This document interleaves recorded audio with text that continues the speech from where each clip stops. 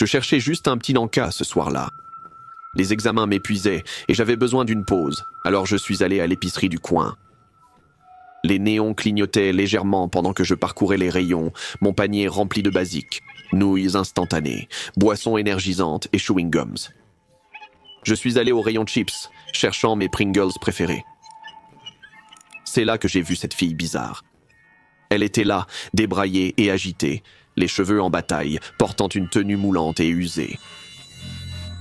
Ses yeux étaient écarquillés, presque maniaques, regardant frénétiquement de gauche à droite. Elle marmonnait pour elle-même une étrange litanie répétitive.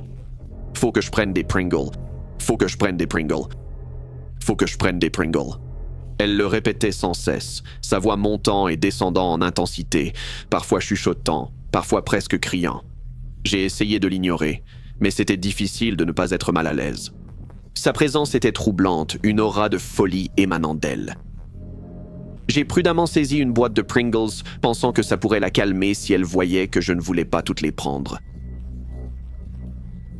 Dès que mes doigts ont entouré la boîte, ses yeux se sont fixés sur les miens.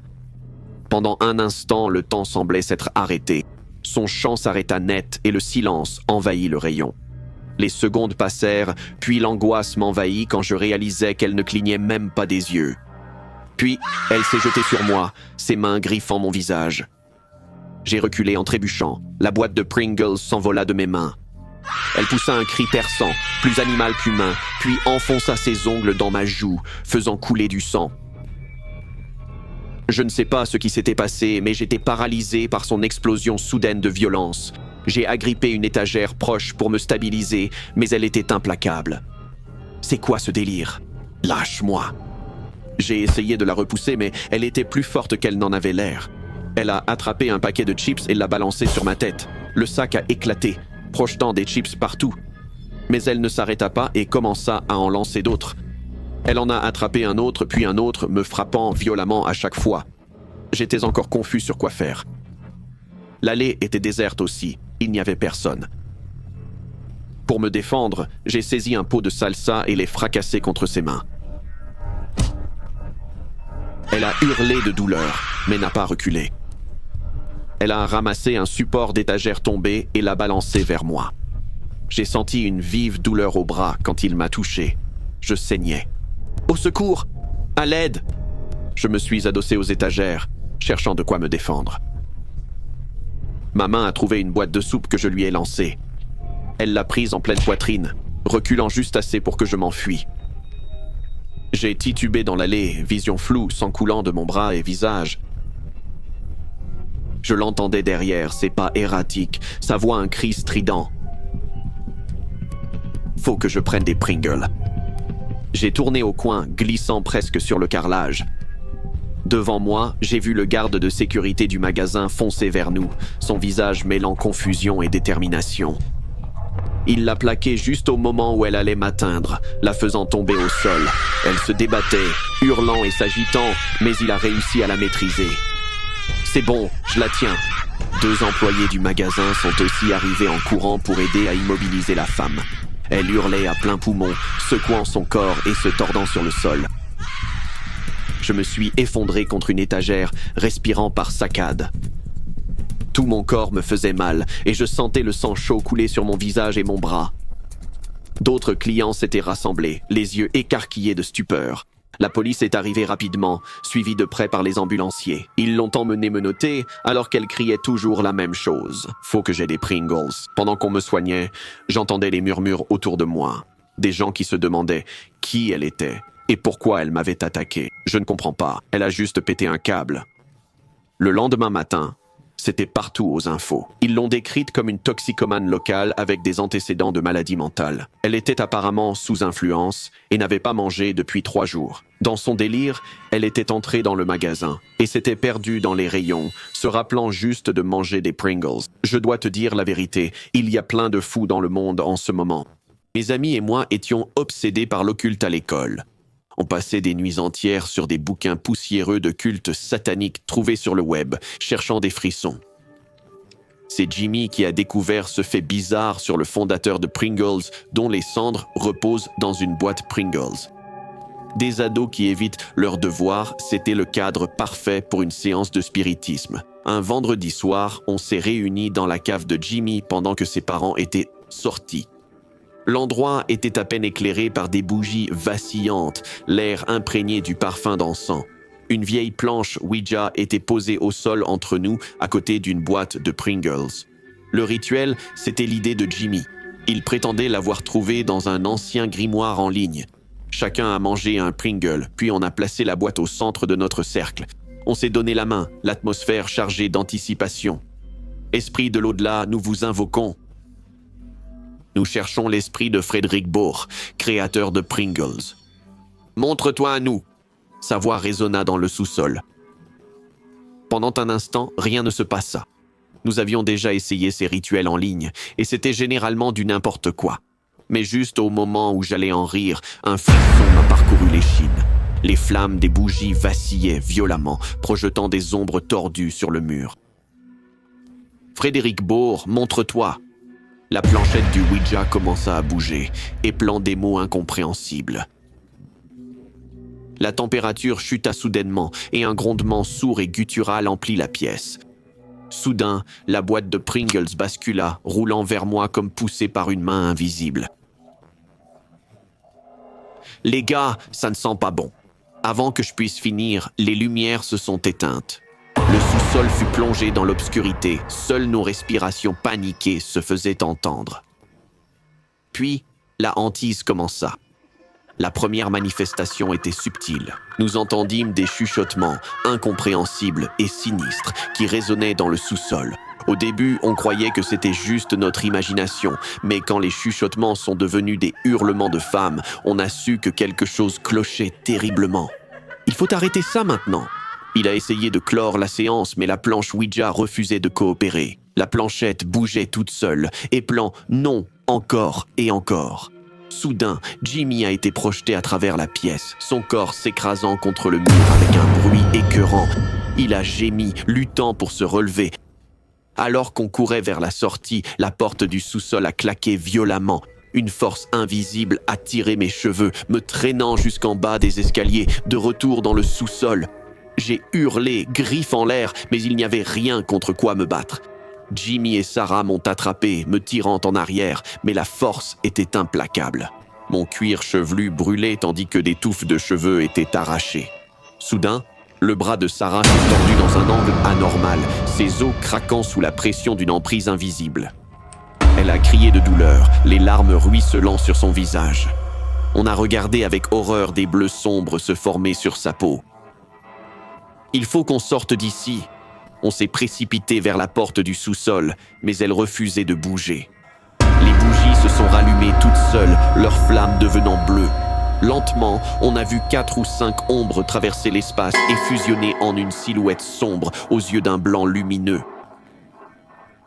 Elle a foncé sur nous, traversant le corps de Jimmy. Il s'est mis à convulser, les yeux révulsés comme possédés par l'esprit. « Vous ne pouvez pas fuir !» Sa voix était un horrible mélange de la sienne et de celle de l'esprit, grave et déformé. Il a saisi Sarah par la gorge, la soulevant du sol. Je l'ai plaquée, brisant son emprise. Mais l'esprit était toujours en lui, ripostant avec une force inhumaine. Dans la confusion, Sarah a trouvé un crucifix abandonné parmi les objets occultes. Elle l'a brandi, récitant une prière entre ses sanglots. Étrangement, ça a fonctionné. L'esprit a reculé, et Jimmy s'est effondré, la silhouette noire sortant de lui et se dissipant dans l'air. On s'est tous les trois rués vers la porte, et cette fois, elle s'est ouverte. On a réussi à traîner Jimmy jusqu'à la voiture de son père, l'attachant au siège avec la ceinture. Quelque chose nous disait qu'il n'était pas prudent de rester dans la maison. Jimmy se débattait et criait encore. L'influence de l'esprit persistait, mais il s'est finalement calmé après un moment. Épuisés et terrifiés, nous nous sommes effondrés dans la voiture. Aucun de nous ne savait conduire et on doutait que les voisins nous croiraient, alors on est restés entre nous. On a tous dormi jusqu'à ce que le père de Jimmy frappe à la vitre pour nous réveiller tôt le lendemain. On est sorti en donnant une excuse, mais Sarah a regardé la banquette arrière et s'est figée. La boîte de Pringles de notre cérémonie était là. J'étais dans l'industrie du mannequinat depuis environ 2 ans et je n'avais pas vraiment beaucoup d'amis. J'avais quelques amis au travail ou ceux que je rencontrais sur les shoots après des mois. Étant introverti, je trouve ça particulièrement difficile. Alors quand Joséphine m'a invité pour un road trip avec ses amis mannequins, j'ai dit oui. Joséphine était l'une des stars montantes de l'industrie. Des liaisons avec un animateur de late show, des aventures avec des millionnaires, des marques de luxe. Elle avait tout. Bien sûr que je voulais être ami avec elle. Elle m'a choisi avec son amie Mélanie et Claire, et nous sommes partis à Joshua Tree pour fuir le quotidien et goûter aux champignons magiques. On s'est arrêté une seule fois pour faire le plein. J'ai acheté un tube de Pringles et de la bière avant qu'on reprenne la route. Après seulement 1 heure à Joshua Tree, on a commencé à planer. Au-delà de l'euphorie initiale, le monde autour de moi s'est transformé en kaléidoscope de couleurs et formes vibrantes. Tout était magique. Mes mains semblaient soudain plus duveteuses. La voix de Mélanie devint soudain masculine et les yeux de Joséphine virèrent au rouge tandis qu'elle balançait son corps comme un pendule, debout. C'était amusant, jusqu'à ce que la fringale nous frappe comme un train. Joséphine fouilla dans nos provisions pour découvrir que nos encas avaient disparu. On a cherché aussi, mais je ne voyais que le ciel rouge vif et des vagues au loin qui grossissaient. La panique nous gagna quand on réalisa qu'il ne restait qu'une boîte de Pringles dans la voiture. Ce n'était pas assez. Joséphine, où as-tu mis les snacks? Les yeux de Joséphine s'écarquillèrent. Ses pupilles se dilatèrent. Elle me fixait, l'air absent, et je voyais qu'elle perdait prise avec la réalité. Je croyais que c'était toi qui les avais, Adèle. Une vague d'agacement m'envahit. Ma voix prit un ton accusateur. Tu étais chargé des encas. La tension dans l'air s'épaissit. Mélanie et Claire restaient silencieuses, leur regard passant de Joséphine à moi, sentant l'orage qui couvait. Le visage de Joséphine se tordit dans un mélange d'hallucination et de colère. La drogue avait amplifié toutes nos émotions et je voyais la stabilité mentale de Joséphine vaciller dangereusement. Ne me mets pas ça sur le dos, comme si t'étais toujours parfaite. Adèle, si parfaite, putain. De quoi tu parles là? Ils te choisissent pour la campagne Gucci, salope. Tony pense que j'ai perdu mon X-Factor. Tu imagines? Me larguer, moi, une vraie légende pour toi? Meuf, tu sais même pas défiler. Avant que je puisse réagir, elle s'est jetée sur moi. Elle a saisi la boîte de Pringles, les yeux fous, et a commencé à me frapper la tête avec. Je suis tombé au sol, étourdi. Lâche-moi, espèce de taré. Le désert tournait autour de moi, ma vision se brouillait. J'entendais Mélanie et Claire crier, mais leurs voix semblaient lointaines, comme des échos dans un canyon. Joséphine continuait son attaque, ses mains griffant mon visage. J'ai senti ses ongles s'enfoncer dans ma peau, déchirant ma chair.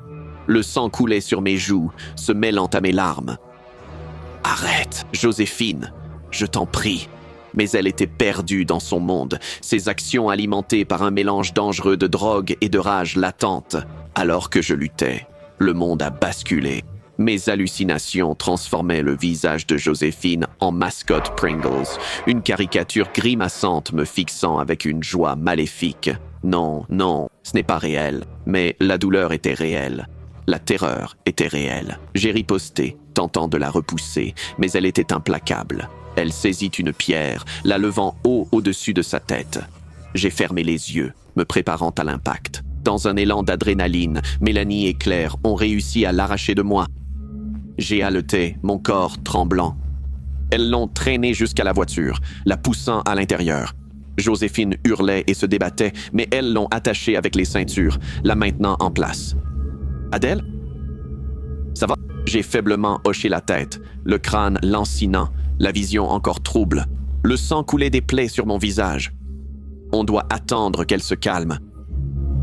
On est resté silencieux. Seule la respiration rauque de Joséphine et les cris lointains des coyotes résonnaient. Peu à peu, les effets des drogues commencèrent à s'estomper. Joséphine s'affaissa sur le siège. Les champignons avaient dû déclencher quelque chose en elle. Nous devons chercher de l'aide. Le désert, si enchanteur quelques heures avant, semblait maintenant menaçant.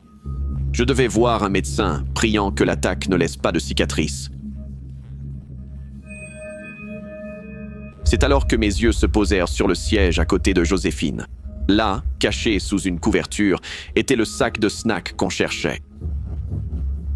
Une larme coula quand je montai dans la voiture et nous partîmes.